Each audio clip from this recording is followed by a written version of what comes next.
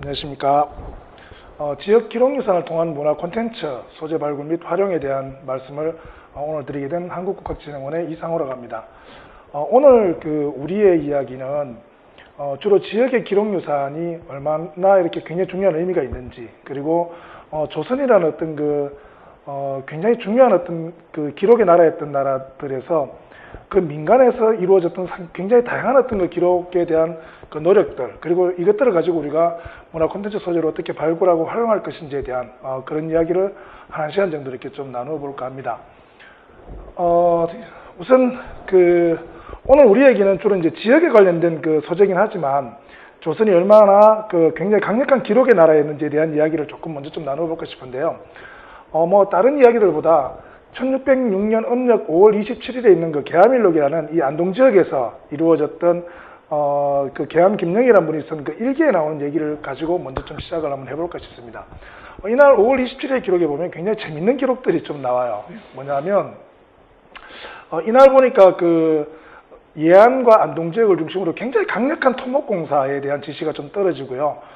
이날 보니까 그 이전에부터 만들어졌던 태백선 사고가 이제 기능을 시작하기 위해서 이날 이제 중앙정부에서 조선왕조실록이 새롭게 만들어진 걸 가지고 내려오는 그런 기록들을 좀 보여주고 있는데요.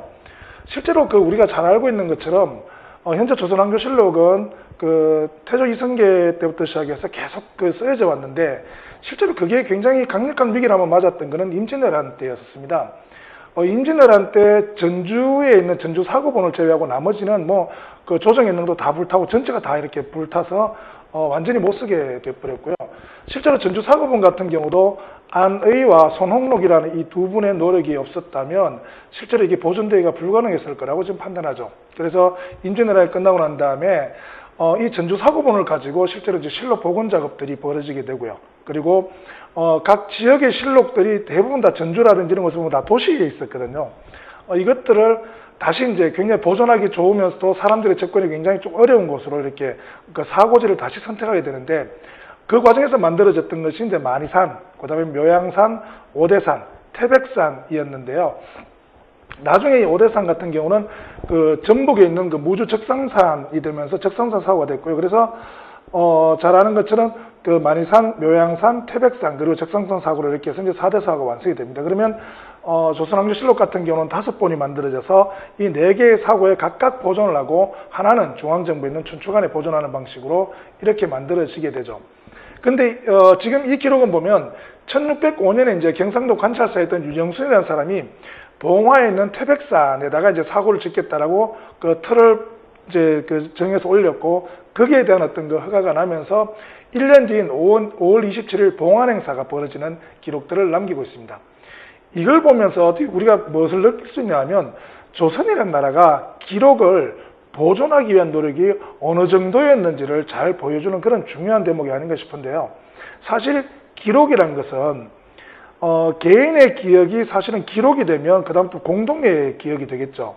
근데 이게 잘 보존되면요, 그 당대의 기억이 아니라 모두의 혹은 전 인류의 기억으로 바뀌기 때문에 기록을 보존한다는 것 자체가 얼마나 중요한지를 조선은 굉장히 잘 알았던 것 같습니다. 그래서 그런 이유에서 이 4대 사고를 만들고 거기에서 지속적으로 이렇게 실록을 보존하려는 노력들을 보여왔는데요.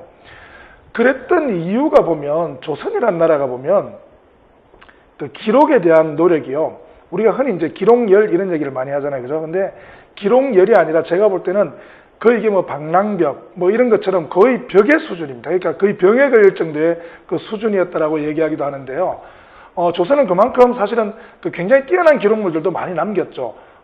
가장 세계적으로 인정받은 게 이제 조선왕조실록이라든지, 혹은 조선왕조실록의 하나였던 사초이기도 하면서 동시에 그 자체로 세계 기록사에 대한 성정원 일기라든지, 또 그것도 모자라서 왕이 직접 자기의 하루를 반성하면서 써나가는 일성록의 기록이라든지, 이런 것들이 굉장히 이렇게 오랫동안 기록이 되어 왔었는데요. 이게 보면 어느 정도냐면, 제 아는 분 한 분이 그런 얘기 하시더라고요. 성정원 일기를 자기한테 역사 공부하면서 시작을 하는데, 성정원 일기를 이렇게 읽으려고 하루 종일 열심히 읽었는데 하루치를 다 읽지 못할 정도로 굉장히 방대한 분량을 자랑합니다. 지금 열심히 번역되고 있는데요. 그러면 조선은 왜 이렇게 기록을 위해서 노력했을까? 왜 이렇게 열심히 기록하려고 했을까? 그리고 그게 단순히 기록열을 넘어서 기록벽까지 갔을까? 라고 물어보면 그거는 조선이 세워졌던 유교라는 이념 때문에 그렇다라고 말씀드릴 수 있을 것 같아요. 사실 그 유교라는 이념은 내가 성인 되는 것을 목적으로 하고 또 그런 어떤 그 성인들로 이루어진 어떤 그 도덕적 공동체를 만드는 것을 목표로 하는 그런 학문입니다. 그러다 보니까 실제로 이제 그 사람이 성인 되었음을 인정해주는 시스템들도 필요하고 또 그러한 어떤 그 시스템을 통해서 그 성인들을 만들어 가려고 하는 노력들이 굉장히 필요한데요. 근데 그 사람에 대해서 우리가 어떤 방식으로 성인이 되었는지를 확인하고 이해하고 또 인정해 줄 만한 것들은 결국은 그 사람의 행실에 대한 평가와 기록에 의해서밖에 나올 수밖에 없는 그런 부분들이 분명히 있습니다. 그러다 보니까 공자가 쓴 그 유일한 역사서가 춘추라는 역사서가 있죠. 이게 이제 우리가 흔히 이제 선진시기 춘추시대라고 얘기할 때는 공자가 쓴 그 춘추라는 역사의 시기를 가지고 보통 춘추시기라고 얘기하는데요. 이때 공자가 춘추를 쓰면서 어떤 방법으로 역사를 기술하냐 하면 춘추대의와 춘추필법이라고 해요. 이거는 뭐냐면 그 사람이 유학적 사고에서 볼 때 충분하게 성인이 되었다라고 인정하는 것과 그렇지 않은 것에 대한 평가의 방식을 넣어서 기술하는 방식입니다. 예컨대 이 왕이 굉장히 훌륭한 분이셔서 돌아가시면 안 되실 분이다라고 쓰면 돌아가셨다는 말에 대해서 붕자라는 한자를 쓰게 됩니다. 근데 정말로 죽을 왕이 잘 죽었다라고 하면 망자를 쓴다든가 이런 방식을 통해서 일종의 어떤 그 역사를 쓰는 사람이 그 사람에 대한 어떤 그 평가를 남기는 방법을 쓰게 되는데요. 이렇게 되면 왕의 입장에서 보면 어떻겠어요? 자기 하는 행실 자체가 그 다음에 역사적으로 평가받을 수 있다는 생각 때문에 역사를 돌아보고 누군가 기록하는 것에 대해서 두려워하기 시작을 하게 되겠죠. 이러한 방법들이 우리가 흔히 말하는 춘추필법이라고 해서 이렇게 역사를 통해서 당신이 평가받을 수 있습니다라는 것을 알려주게 되면 그 사람은 역사 앞에 서서 역사를 굉장히 두려워하는 사람이 되겠죠. 여기서 가장 중요한 것은 결국은 기록하고 기록하는 그 사람들의 공정성을 확보해내는 방식들입니다. 그러다 보니까 조선 같은 경우는 이 왕조실록을 통해서 혹은 기록을 통해서 왕들로 하여금 역사 앞에 두려워하는 사람을 만들려고 하게 했고요. 그러다 보니까 역사를 기록하는 사관의 눈이 국가 정책에 지속적으로 관여할 수 있도록 노력했던 이런 모습들을 굉장히 많이 볼 수 있게 되고요. 그리고 사초는 임금은 절대로 보지 못하게 만드는, 그러니까 기록의 대상자로 하여금 보지 못하게 만드는 그런 어떤 국가 시스템을 통해서 기록과 평가의 객관성을 확보하기 위한 노력들을 굉장히 많이 했습니다. 그리고 그러한 기록들을 지속적으로 보존해서 그 다음 세대가 활용할 수 있도록 만들려는 노력들도 굉장히 많이 하게 되죠. 이렇게 해서 만들어진 게 조선왕조실록이라고 말씀드릴 수 있고요. 이렇기 때문에 사실은 기록한다는 것 자체가 곧 유학적 어떤 이념과 혹은 유학적 어떤 그 신념을 구현해가는 굉장히 중요한 가치라고 이네들은 생각을 했던 거고요. 그렇기 때문에 조선이라는 사회가 사실은 세계 그 어느 나라보다도 기록에 굉장히 열광했고 또 단순히 기록열이라는 관점을 넘어서 기록벽까지 갔던 그런 나라들이라고 말씀드릴 수 있을 것 같아요. 그런데 그럼에도 불구하고 이런 기록들은 결국은 국가 시스템에 의해서 이루어졌는데요. 제가 볼 때 사실은 더 놀라운 것은 조선이 기록벽을 가진 나라라고 할 때는 민간에서 이러한 어떤 그 기록의 노력들이 보여지고 있다는 관점을 우리가 다시 한번 더 좀 봐야 될 것 같다는 생각을 하게 됩니다. 그래서 이제 국가적 시스템에서 주로 만들어진 게 조선왕조실록이라든지 성전일기라든지 각사등록이라든지 이런 것들이 있다면 민간에서도 굉장히 강한 어떤 그 기록의 노력들이 이루어지게 되는데요. 그것도 역시 유학적 실천이라는 관점에서 이루어지게 됩니다. 그런데 사실 제가 볼 때는요, 민간의 기록 유산을 계속 다루는 제 관점에서 보면 국가의 조선왕조실록이나 성전일기 같은 이런 국가적 시스템이 어떻게 보면 민간에서 지속화되어 있는 기록 문화가 결국 국가적 시스템으로 이렇게 만들어진 걸로 보는 게 더 옳지 않을까? 그러니까 국가적 시스템이 잘 발달되어 있고 그게 민간에서 이루어졌다는 방식보다는 민간에서 이미 굉장히 강력한 기록의 어떤 그 벽이나 기록열이 존재했었고 이런 것들이 나중에 조선왕조실록이나 이런 국가적 시스템으로 이루어졌다 보는 게 더 맞지 않을까라고 생각하는데요. 민간의 기록들은 국가적 시스템도 아니고 누가 강제한 것도 아닌데도 불구하고 매일매일의 기록을 굉장히 강하게 일상화하고 있다는 점은 제가 볼 때 굉장히 놀라운 점 중에 하나입니다. 특히 이런 부분들은 일기로 기록 유산이나 이런 것들을 보면 굉장히 놀라울 어떤 상황들을 이렇게 보게 되는데요. 그리고 또 하나는 어떤 기록을 통해서 그 사람의 정신을 계승하고 이어가려고 하는 노력들도 굉장히 많이 보이게 됩니다. 이게 가장 대표적인 게 기록을 보존하려고 하는 노력은 훼손되거나 멸출될 수 있는 가능성을 자꾸 막아내야 되잖아요. 그죠? 그렇기 때문에 문집을 발간할 때 보면 목판을 만들려는 노력들이나 이런 것들이 민간에서 굉장히 강하게 일어나게 되는데 이건 역시 세계적으로 유래를 찾아보기 힘들 정도의 그 기록률의 한 단상이라고 말씀드릴 수 있을 것 같아요.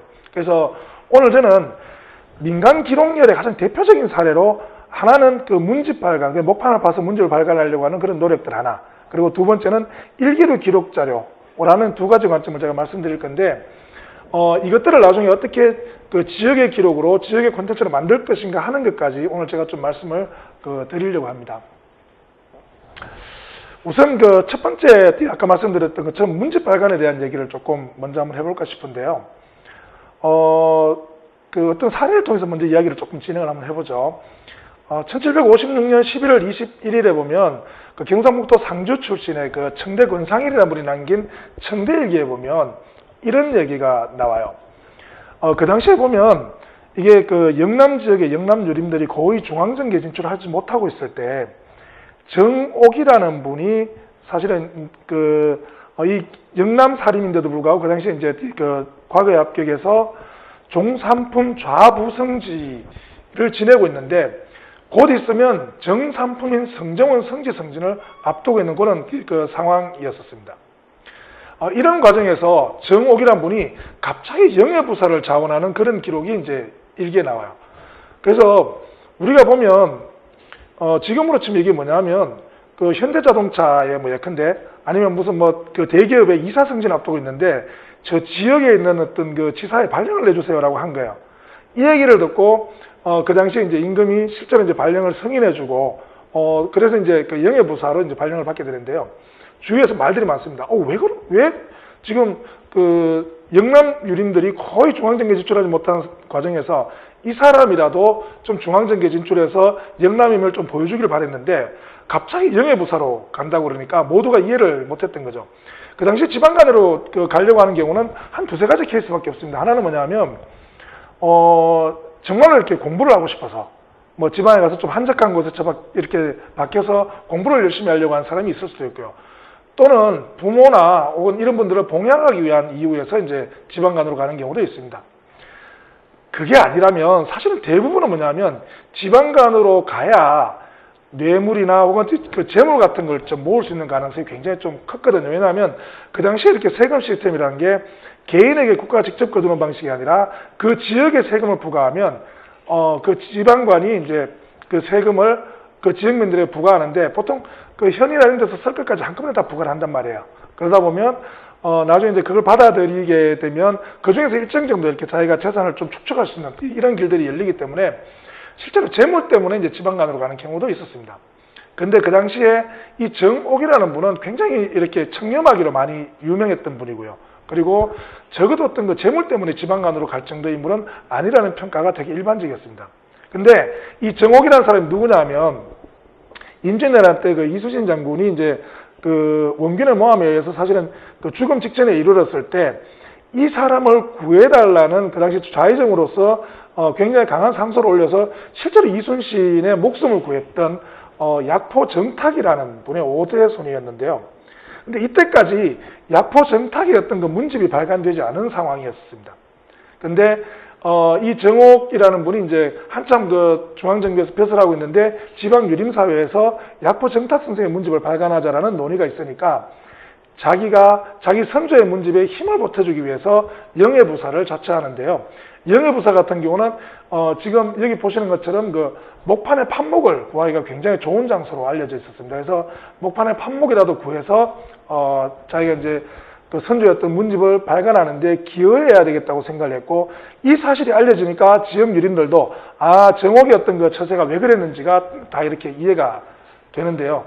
지금 생각해보면 좀 이해가 좀 안 되는 부분이죠. 이게 선조의 문집 발간을 위해서 자기의 출세와 명예와 이런 것들을 모두 다 그것도 영남유림의 어떤 저걸 한 몸에 받고 있던 사람으로서 그 모든 걸 팽개치고 이렇게 선조의 문집을 발간하러 간다는 게 지금으로서는 이해가 되지 않는 그런 상황이었지만 그 당시에서는 이게 왜 그랬는지가 이제 전반적으로 좀 밝혀지게 되는 그건 뭐냐면 문집 발간이라는 게 그 정도로 대규모 작업이었고 또 그게 민간에서 그런 여론을 통해서 만들어 간다는 자체가 굉장히 쉽지 않은 작업이었음을 보여주는 그런 부분들이었습니다. 또 하나의 그 사례를 하나 더 말씀드리면요. 1823년 7월 8일 날 쓰여진 그 간소일기라는 일기인데요. 이 간소일기가 뭐냐면 번암 최재공이라는 분의 번암집을 발간하는 과정을 기록한 그런 기록인데요. 이 기록에 따르면 1823년 7월 8일 날 도산서원에서 도회가 열립니다. 이날 한 400여 명의 이제 유림들이 이 도회에 참여를 하게 되는데요. 이 도회에서의 의제가 이제 두 가지였어요. 하나는 뭐냐면, 지금 그 도산서원 앞에 가면 이렇게 시사단이라고 하는, 지금 그 사진에 나와 있는 요 시사단이라고 하는 그런 그 대가 하나 있는데요. 이게 뭐냐면, 그 영남 유림들을 특별로 이렇게 뽑기 위해서 그 당시에 이제 정조에 의해서 이루어졌던 그 일종의 어떤 그 도산 서원에서 이루어진 영남인재 특별전형 시험이 이제 진행이 됐던 것들을 기념해서 번암 최재공이라는 인물이 이제 그 글을 쓰고 그 기념비를 세워둔 거예요. 근데 이게 1800년 정조의 죽음과 또 1799년 번암 최재공 죽음 이후에 1800년에 정조가 죽고 1801년에 이제 순조가 즉위하면서 실제로 이제 영남 유림들이 다시 이렇게 기호 중심으로 돌아가면서 영남 유림을 탄압하는 과정에서 아마 이 시사단도 그때 아마 훼손되거나 파손되었을 가능성이 굉장히 높았다고 이렇게 보여져요. 그래서 이때 파괴된 그 시사단을 새롭게 세우자라고 해서 실제로 이제 1824년에 이 시사단이 새로 세워져서 지금 도산서원 앞에 있게 되고요. 그리고 이제 두 번째 의제가 뭐였냐면 바로 번암집의 발간을 새롭게 의결을 하게 됩니다.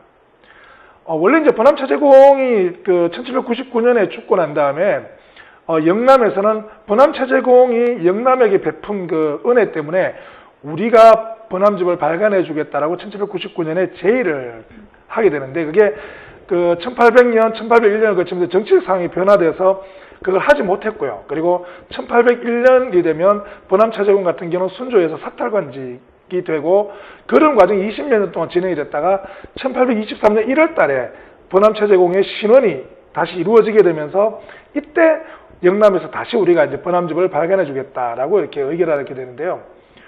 이날 어떤 의결들이 이루어지냐면 번암 최재공 발간에 대략 한 4,000장 정도의 예산이 들 걸로 계획을 하고 그 정도의 예산을 세우게 됩니다.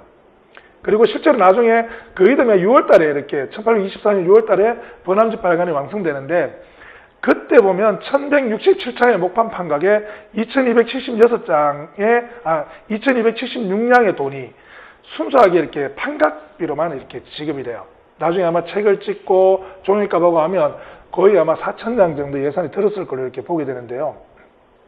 이게 어느 정도 돈이냐면, 그 당시에 보면 그 서울의 한양에 굉장히 괜찮은 한옥 한 채, 그러니까 기와집 한 채가 대략 한 15냥 정도 했다고 해요. 그러면 번암집 약 1000여 장을 판가기 위해서 이네들이 필요했던 예산이 어느 정도냐면 지금 같으면 서울에 있는 한양에 있는 굉장히 괜찮은 기와집 한 20채, 27채 정도를 살 수 있는 돈이 이 번암집 판각 과정에 들어가게 되고요.